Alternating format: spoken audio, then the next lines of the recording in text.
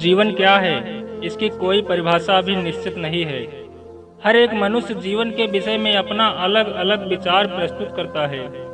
किसी के विचार में जीवन एक रंगमंच है, तो किसी की नज़र में जीवन एक सफ़र है, और कोई कहता है कि जीवन एक मेला है। तो चलिए दोस्तों, आज मैं अपने विचार से जीवन की परिभाषा बताने का प्रयास करता हूँ।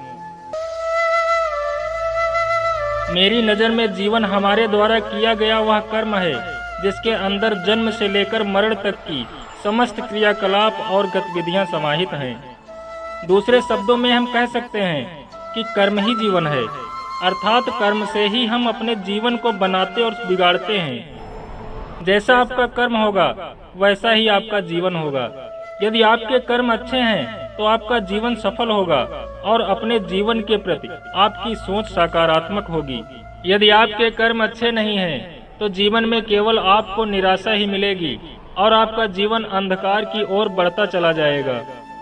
अतः यह बात 100% सत्य है कि आप अपने कर्म से ही अपने जीवन को संवारते और बिगाड़ते हैं। जीवन में उद्देश्य और लक्ष्य का होना बहुत जरूरी है। यदि आपके जीवन में कोई उद्देश्य और लक्ष्य है तो आप अपने उद्देश्यों पर चलकर अच्छे कर्मों से अपने लक्ष्य को प्राप्त कर सकते हैं।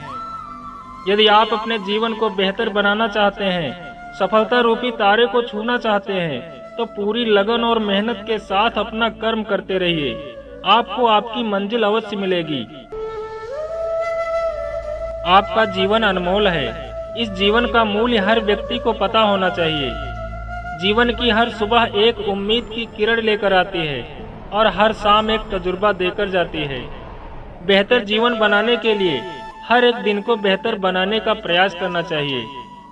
जीवन में सुख और दुख का चक्र लगा रहता है। जब हम सुखी रहते हैं तब हम अपने जीवन के विषय में नहीं सोचते, लेकिन जब दुख की घड़ी आती है तभी हमें जीवन की गहराई समझ में आती है। इसलिए जिंदगी को समझना है तो चाहे आपके पास कितनी खुशियां हों, किंतु आपको अपना बुरा समय नहीं भूलना चाहिए। हमेशा कमजोर, गरीब और असहाय लोगों की सहायता करनी चाहिए।